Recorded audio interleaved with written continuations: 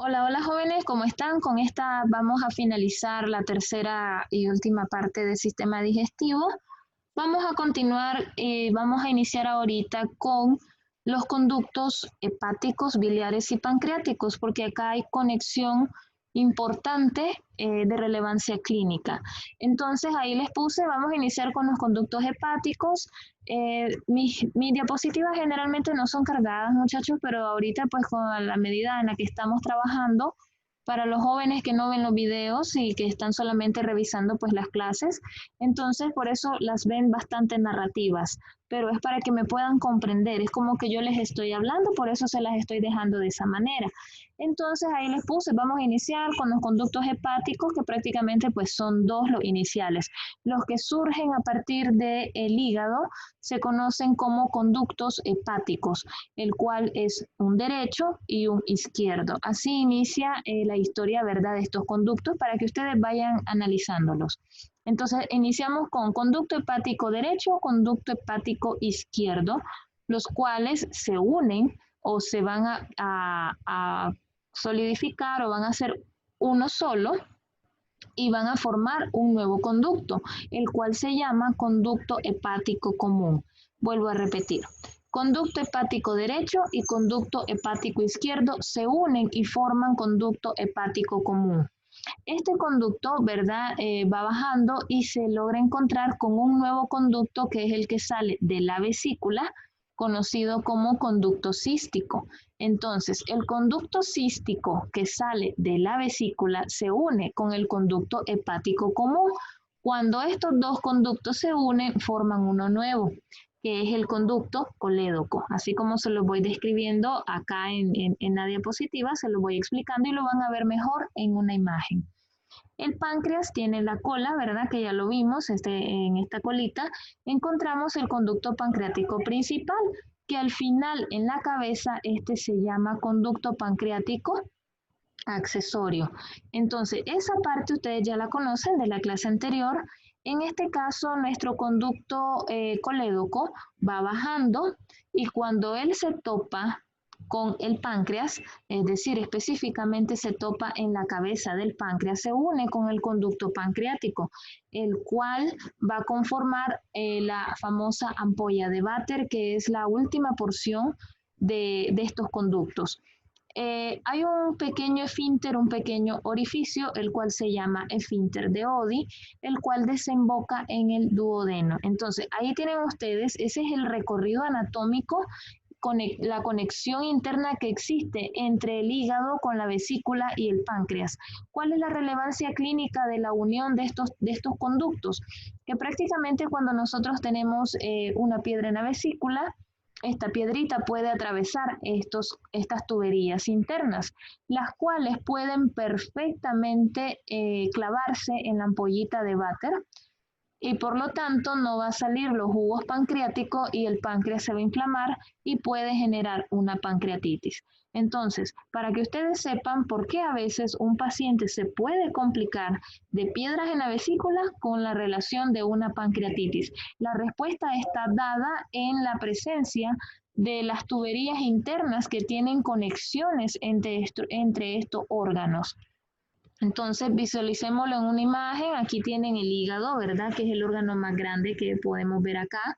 Tenemos los conductos hepáticos, aquí tienen ustedes el conducto hepático derecho, conducto hepático izquierdo, se unen y forman el conducto hepático común. Aquí tenemos la vesícula con su conductito que es el conducto cístico. Entonces, la unión del conducto cístico con el conducto hepático común conforman el conducto colédoco, que es todo este conducto que ustedes ven acá. Aquí tenemos el páncreas tiene lo que es el conducto pancreático accesorio desde la cola y en la cabeza encontramos el conducto pancreático conducto pancreático principal acá y aquí tenemos el conducto pancreático accesorio. En este caso, el conducto pancreático accesorio se une con el conducto colédoco, que es todo este gran conducto, conforman la ampolla de Vater y desembocan en el orificio o esfínter de Oddi. Aquí lo tienen en la imagen todo lo que es el árbol de la vesícula junto con el hígado y el páncreas. Relevancia clínica, si nosotros tenemos piedritas en la vesícula, ellas van a salir por acá, pueden quedar clavadas, si son muy grandes, pueden quedar clavadas en el conducto cístico o en el conducto colédoco, así que también igual va a generar inflamación del hígado, mayor inflamación de la vesícula si está clavada en estos niveles.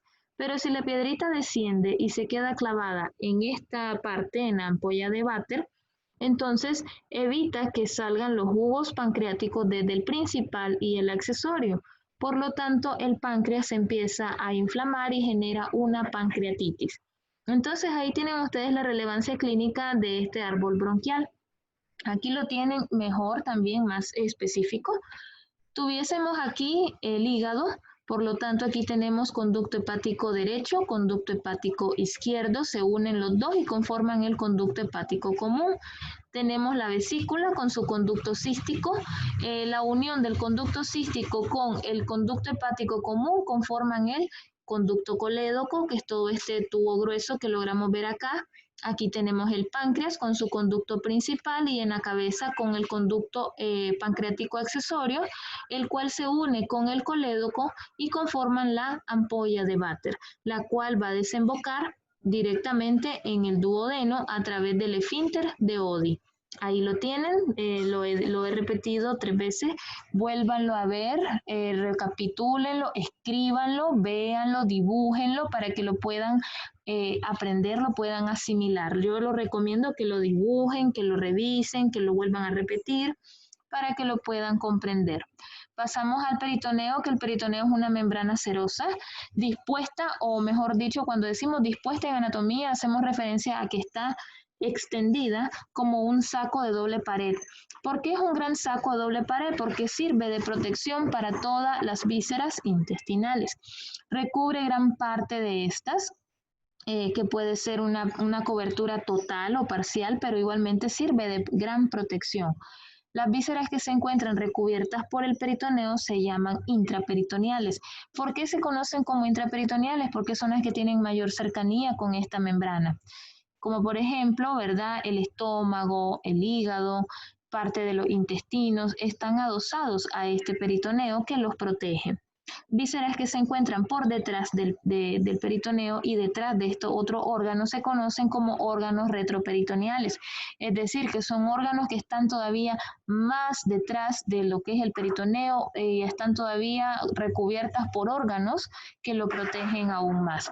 Ejemplo, el vaso, como cuando lo estudiábamos en la clase anterior, mirábamos que estaba bien protegido entre órganos, y también encontramos el páncreas, también encontramos dentro de órganos retroperitoneales los riñones, que están todavía aún detrás de los órganos digestivos, entonces ahí los tienen. Aquí tienen el peritoneo, es igual a decir mesenterio, es una gran capa de grasa que recubre nuestra cavidad abdominal. En este caso, el otro peritoneo son dos. Esta es la parte más profunda, porque aquí tenemos la primera capa que cubre intestinos. Entonces, para que ustedes vean, el mesenterio pues tiene doble pared. Tenemos también, vamos a revisar el intestino delgado. El intestino delgado es de calibre, como su nombre lo dice, de calibre muy fino, muy delgado. Tiene 3 porciones, que esto pues sí es básico que ustedes lo sepan. ¿Cuáles son las porciones del intestino delgado? El duodeno, el yeyuno y el ilion. Esas son las 3 porciones y están en ese orden. Primeramente, después del estómago encontramos el duodeno. Revisábamos ahorita con lo de los conductos, encontrábamos el duodeno. Es la primera porción del intestino delgado. Le sigue posteriormente el yeyuno y por último el ilion. Entre los 3 más o menos pueden hacer una porción de unos 6.5 a 7 metros de todo el contenido intestinal que tiene una persona. Tenemos el duodeno, es la primera porción, como les estaba diciendo, desde el intestino delgado, tiene forma de C o de una manera de herradura. Mide aproximadamente 25 centímetros, para que ustedes más o menos sepan, esto es un estimado, eso depende de las personas, su altura y todo. Participa en la función enzimática. Como habíamos visto, ahí desemboca jugos pancreáticos, jugos de la vesícula biliar, así que participan directamente en procesos enzimáticos digestivos, absorben nutrientes, esa es una de las mayores funciones del intestino del duodeno, es más absorción de aguas, de equivalente de sodio, de potasio, de todos estos tipos de compuestos, de alimentos, participan en procesos degradativos, ya la última porción que haría la digestión. Es decir, lo que no se logró digerir muy bien en el estómago duodeno también participa en un proceso parcial de digestión, no es algo total, la mayor parte, el 90% lo hace el estómago. Entonces ahí tienen las funciones básicas, es absorbente. Tiene 4 porciones específicas. La primera, ¿verdad? Porción que es la horizontal, la segunda porción conocida como descendente, la tercera porción que horizontal o acostada y la cuarta porción que empieza a ascender. Para eso, pues necesitamos nosotros revisar una imagen. Aquí tenemos el páncreas, aquí tendríamos el estómago. Esta es la primera porción que estábamos revisando. Primera porción, se enumeran siempre en romano en anatomía. Primera porción horizontal o acostada. Segunda porción en forma de C o meramente pues un poco más curva, que sería la porción descendente porque ya viene bajando. Después encontramos una tercera porción que es acostada, también es horizontal. Y la última porción que viene subiendo un poco es conocida como porción ascendente. Entonces, ahí tienen, si yo les pregunto, miren que ya llevan bastante ahorita en esta clase en relación, ¿cuáles son las partes del intestino delgado? Ya sabemos, duodeno, yeyuno e ilion. ¿Cuáles son las partes o porciones anatómicas del duodeno? Son 4 porciones. Porción horizontal, que es la número 1, porción descendente, la número 2, porción número 3 horizontal y porción número 4 ascendente. Entonces ya van viendo ustedes que por cada una de las partes que vamos revisando tienen sus porciones anatómicas. Aquí lo tenemos a mayor disposición, ¿verdad? Nuestro duodeno. Allá tenemos atrás el páncreas, tenemos el conducto colédoco, tenemos el conducto pancreático accesorio, encontramos la unión de los dos, aquí tienen la ampollita de Vater y aquí tienen el esfínter de Oddi, que es lo que habíamos revisado anteriormente. Entonces, encontramos en esta parte, hablando pues de duodeno, sus porciones, porción número 1 horizontal, porción número 2 descendente, porción número 3 horizontal, porción número 4 ascendente, ahí lo tienen. Yeyuno. El yeyuno inicia después del duodeno. Su principal función es la absorción. También ayuda a hacer absorción. Ya aquí no tiene poderes de hacer digestión. Esto es más absorción. Hace de alimentos, de agua y mide aproximadamente 2.5, inclusive en ciertas personas puede alcanzar hasta los 2.8 metros de distancia. El ilion es después del yeyuno. Después va a llegar, es la última porción, puede llegar a medir hasta 3.5 metros, inclusive hasta 3.8 también, se han encontrado esas grandes longitudes. Su porción terminal se llama el ciego o la parte del cólico, ciego cólico. En este caso es la porción donde encontramos la famosa apéndice, la válvula ileocecal, lo van a revisar en una imagen, esa es la relevancia clínica. En este caso, chicos, si hagan la suma ahí, 3.5 más 2.5, tenemos solo en los dos 6 metros, más la distancia que encontramos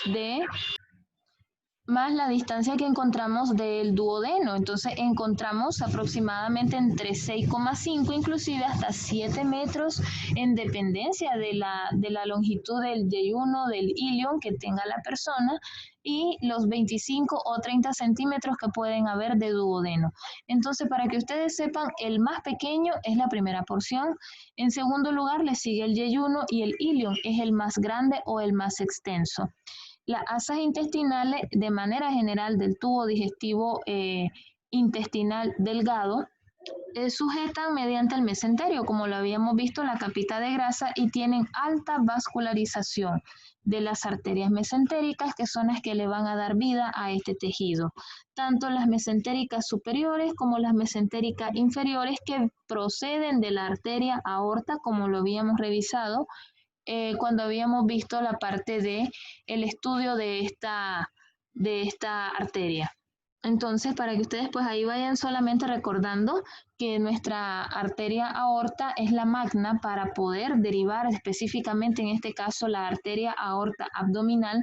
A partir de ahí surgen todas las ramas de las arterias mesentéricas que le van a dar vida a nuestro intestino y órganos intestinales. Las arterias esplácnicas, las arterias esplénicas, ya pues esas son las que van a irrigar lo que es el bazo, el estómago, las arterias pancreáticas, las arterias hepáticas, las arterias renales.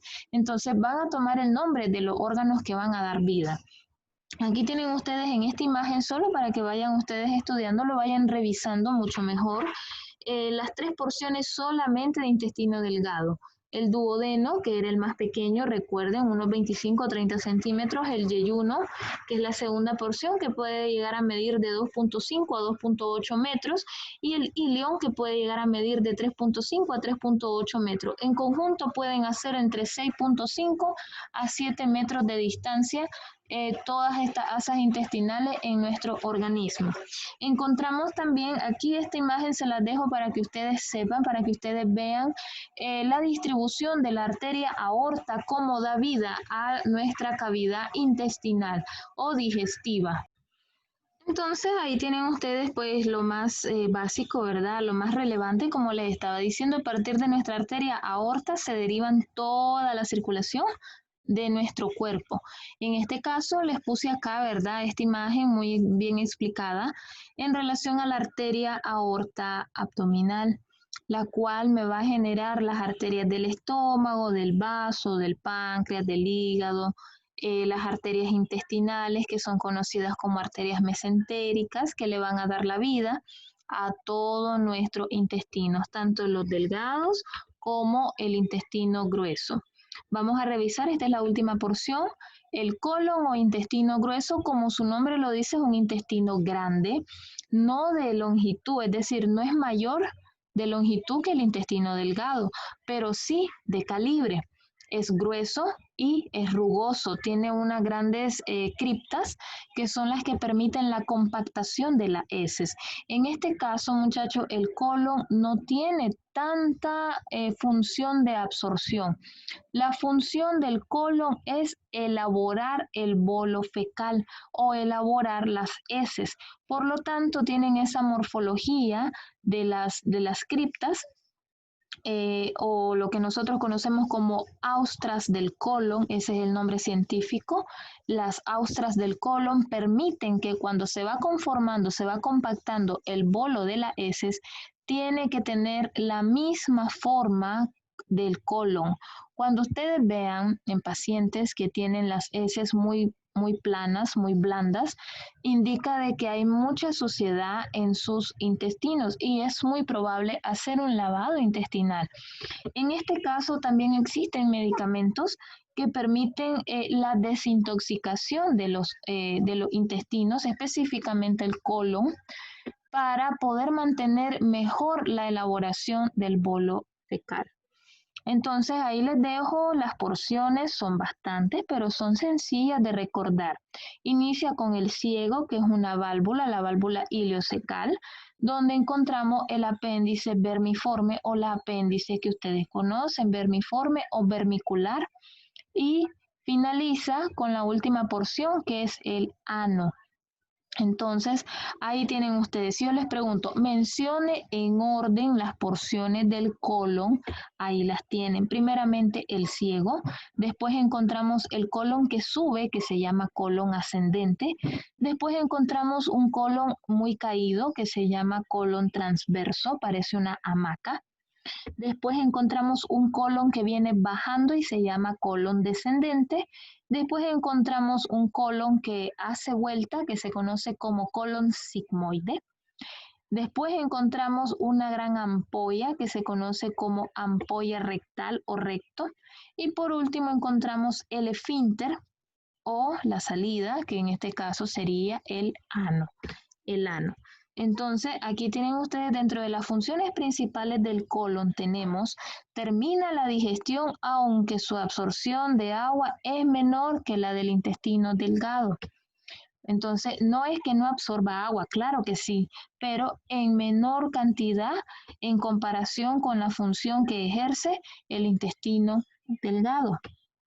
Elabora y compacta las heces, como les decía, a través de las austras del colon. Tenemos mayor formación de gases intestinales, aquí es donde se forman más, sobre todo por el control de la válvula ileocecal, sobre todo por la descomposición de la materia fecal, se generan muchos gases, entonces ahí se forman. El recto tiene la función de expulsar las heces mediante las contracciones que se generan en la ampolla rectal.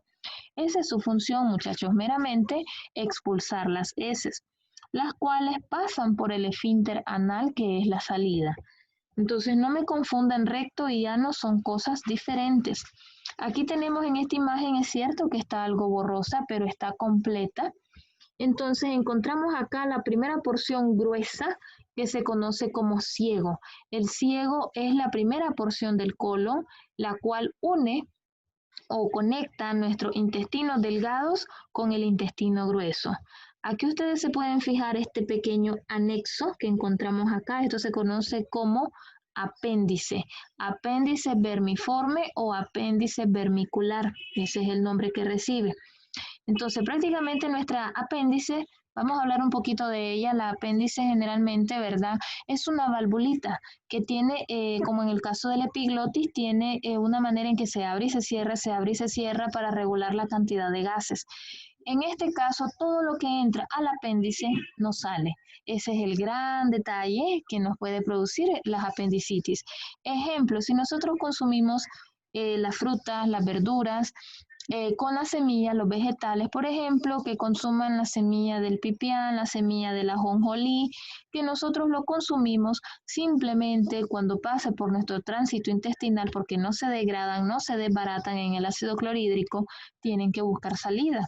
Entonces caen en el estómago, pasan todo el tránsito del intestino delgado, llegan al intestino grueso.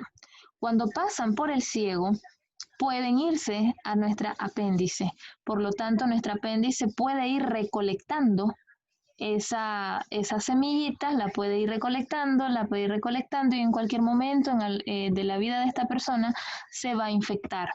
Cuando esto se infecta, obviamente pues inflama ese tejido y se conoce como apendicitis. Entonces las semillas, otra manera de que se nos pueda generar apendicitis, es la misma contaminación que existe de las heces fecales o los fecalitos, que puedan perfectamente migrar las bacterias a lo que es el apéndice, anidan ahí y simplemente pues nos van a inflamar este órgano.